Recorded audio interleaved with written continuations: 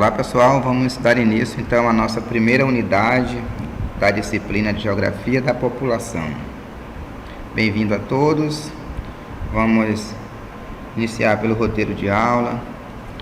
Então, de acordo com o nosso roteiro, nós estaremos identificando objetivos da geografia, entendendo a relevância do estudo da geografia da população, fazendo reflexões entre o papel do homem e a interação na formação da população, sua trajetória no tempo histórico, compreendendo a relação homem-população, homem-estatístico, entendendo as teorias de Malthus, as teorias populacional de Malthus, e refletindo também sobre essa teoria e as críticas que foram construídas em relação à teoria de Malthus, compreender a formulação de outras teorias, como a teoria marxista, neomarxista, reformista e de transição demográfica.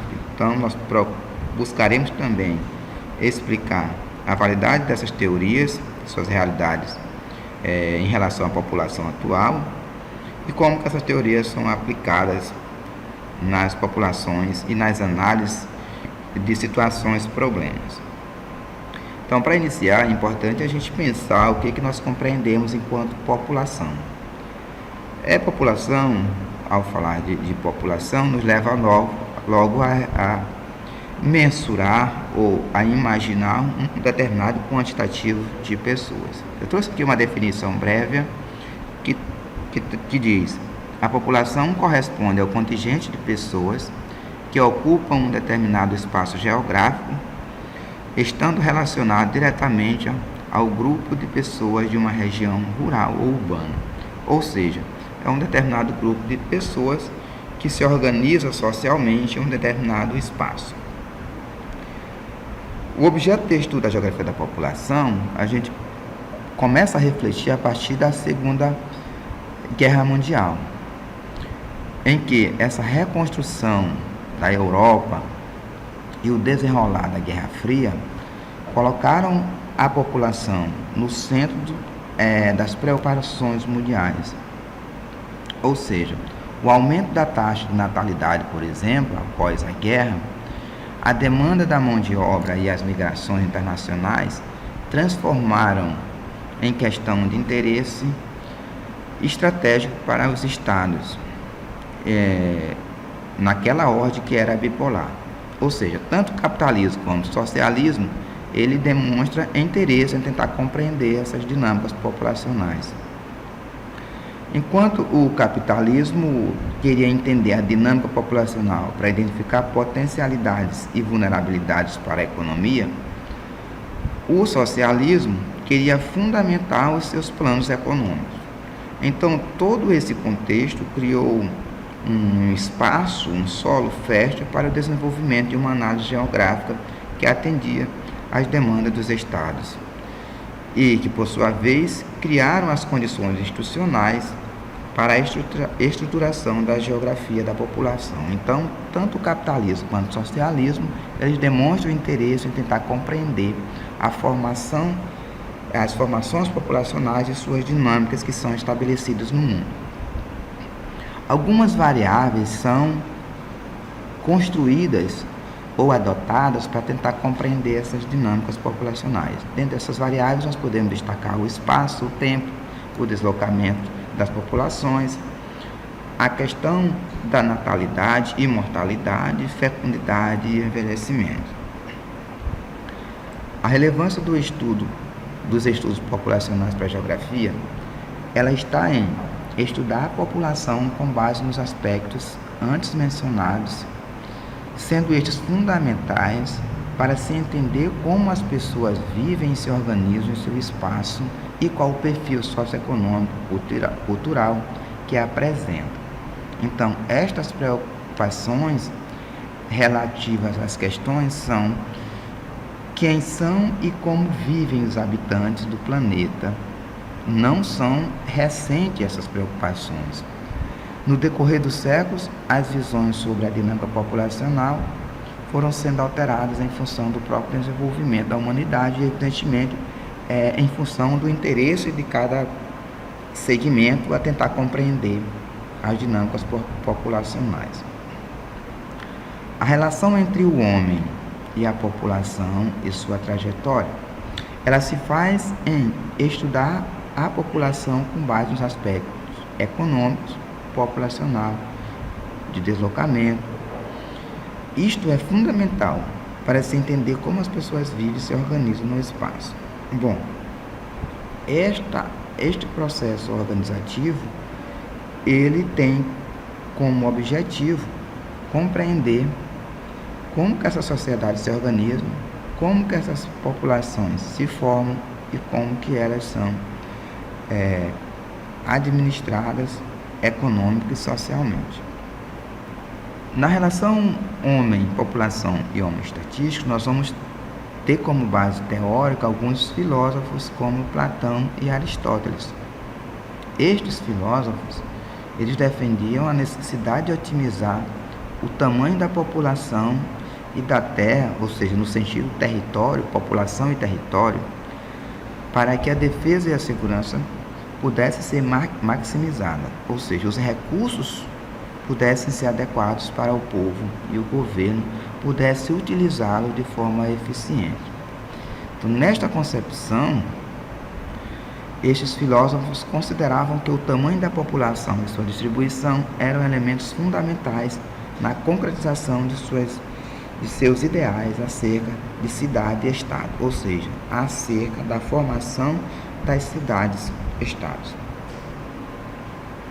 Na visão de Rui Moreira, que é o geógrafo brasileiro da Universidade Federal Fluminense, o homem e a natureza foram jogados numa mesma sorte, ou seja, passaram a ser objetos que podem ser controlados, medidos, quantificados e aprendidos por discursos e teorias que ajudam a construir visões de mundo sobre o que é o homem e natureza e como eles são importantes para atingir determinados fins sociais, econômicos e políticos.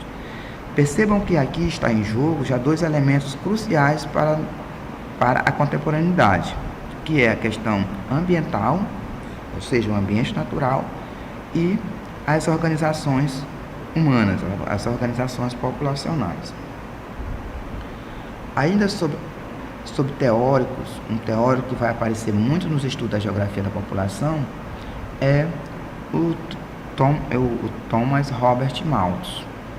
Este foi o primeiro escritor a apresentar e desenvolver a teoria populacional compreensiva e consistente com as condições econômicas existentes na época.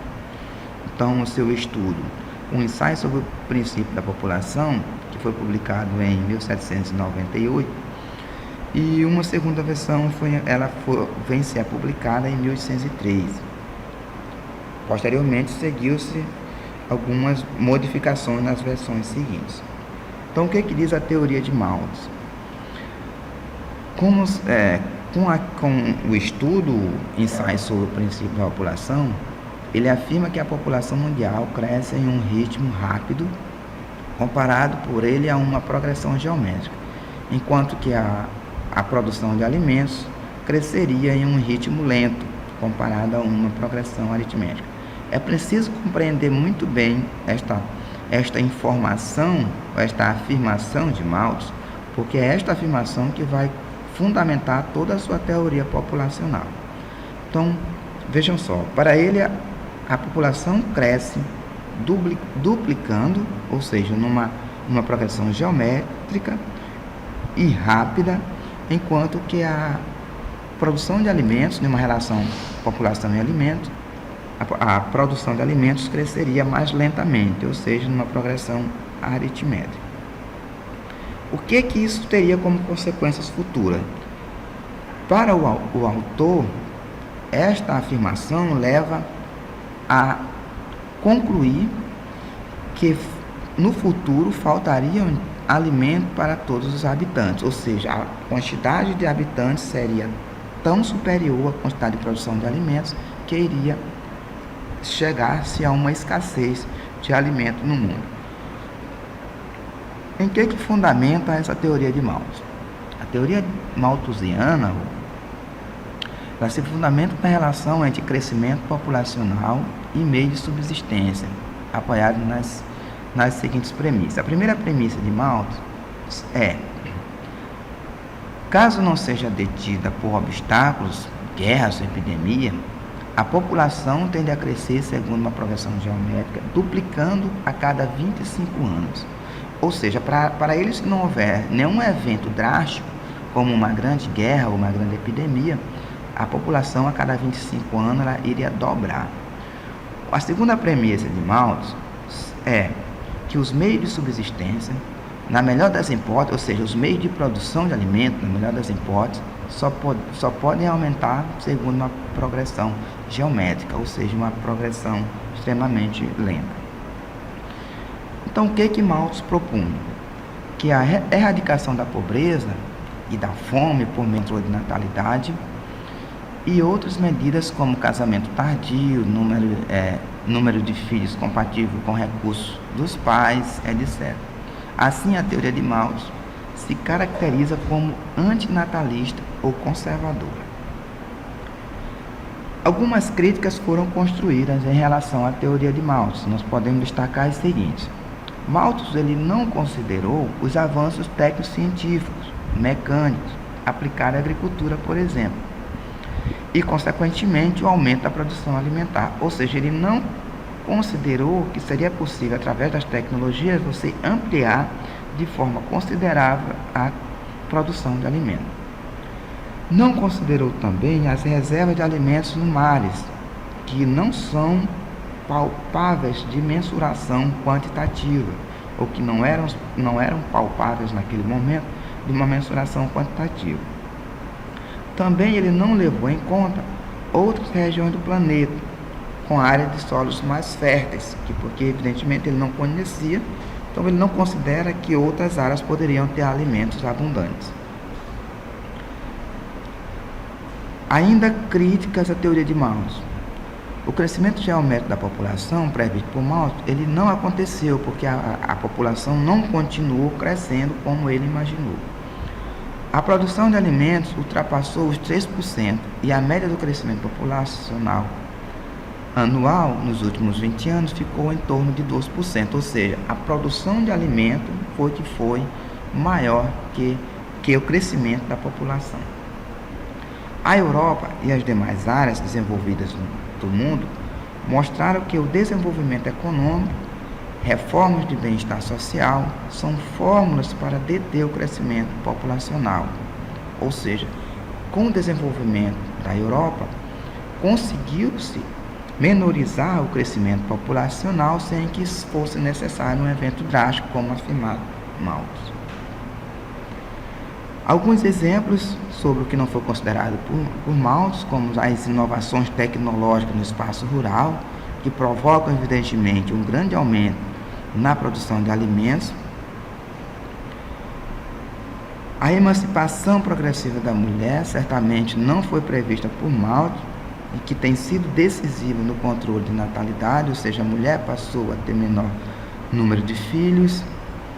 O desenvolvimento científico e tecnológico ocorrido no campo da agropecuária e da genética tornou possível produzir alimentos suficientes para suprir as necessidades da humanidade. Já na teoria neomalthusiana, que é a teoria que ela desmembra da teoria de Malthus, ou seja, uma teoria após a teoria malthusiana, nesta teoria neomalthusiana, a explosão demográfica do período pós-guerra mundial ressuscitou a ideia de Malthus, conhecida como neomalthusiana ou alarmista. Os aspectos dessa teoria assumiram novas posturas e aprimoraram. Então, a teoria neomalthusiana, ela retoma um pouco a teoria de Malthus, porém ela não se iguala em tudo às concepções de Malthus. É bem específico as afirmações da teoria neomalthusiana que não são por completo iguais às teorias malthusianas. Na teoria neomalthusiana, ela é menor nos países desenvolvidos economicamente e é maior nos países menos desenvolvidos economicamente, com a redução de taxa de mortalidade, o uso de antibióticos, vacinas, saneamento básico, desenvolvimento da infraestrutura. O que defendia então a teoria neomalthusiana? Atribuíam a culpa pela situação de miséria dos países subdesenvolvidos ao acelerado crescimento populacional. Concordavam que a agricultura era capaz de produzir alimentos suficientes para todos. Então aqui ela já se diferencia da teoria malthusiana. Defendia programas rígidos e oficiais de controle de natalidade, em geral rotulados de planejamento familiar, como o emprego de diversos métodos, as pílulas anticoncepcionais, a ligadura de trompas, o DIU, e o aborto e a vasectomia. Então a teoria neomalthusiana, ela defendia um papel do Estado no controle de natalidade, ou seja, a implementação de políticas que pudessem controlar o crescimento vegetativo. Para Damiani, o neomalthusianismo constitui uma ideologia que se traduz em estratégias políticas reais e fundamenta ações e reações imperialistas, por vezes, forjando argumentos semelhantes usados em situações opostas, para justificar, por exemplo, a intervenção fascista no mundo. Os neomalthusianistas analisam esses problemas a partir da correlação entre quantidade de habitantes e as possibilidades de abastecimento de recursos vitais em um território. Ainda na teoria neomalthusiana, considera que um grande percentual de jovens nos países periféricos ou menos desenvolvidos trará sérios encargos econômicos com essa mão de obra. Para esta teoria, a formação nos países periféricos de áreas de grande concentração de miséria, ou seja, bolsões, gerou situação de risco para o sistema capitalista nacional e favoreceu a expansão do socialismo sob influência soviética ou chinesa nas áreas chamadas de terceiro mundo. Então, em uma análise do problema, nós poderemos considerar que se a humanidade, então, considerando os argumentos da teoria neomalthusiana e da teoria malthusiana, nós podemos considerar que se a humanidade conseguiu atingir o patamar de desenvolvimento cuja equação entre crescimento populacional e produção de alimentos não se constitui mais um problema a ser enfrentado, ou seja, a produção de alimentos suficiente para abastecer todas as populações mundiais, temos a condição técnica para resolvê-los, ou seja, o desafio a ser enfrentado agora está na equação entre a produção de alimentos e o meio ambiente. Ou seja, de que forma que esses alimentos vão ser produzidos sem que deteriore por completo o ambiente natural. Substituindo um dos termos da equação malthusiana, ou seja, população vezes produção de alimento por população versus alimentos e limites da natureza, coloca-se na pauta a discussão do consumo e a invenção inserida na relação da autonomia e da dependência estabelecida pela humanidade ao transformar a natureza em um bem de consumo. O que fica destas duas teorias, a teoria malthusiana e a teoria neomalthusiana, e a relação entre crescimento populacional, produção de alimento e a questão ambiental, é uma reflexão na contemporaneidade de que, a partir do momento em que as tecnologias possibilitam a produção de alimentos suficiente para abastecer a população, ainda que seja mal distribuída, tem também que se considerar os impactos ambientais causados por estas tecnologias implementadas na produção de alimentos. Certo? Continuaremos na próxima aula com um novo tema a ser abordado. Até a próxima.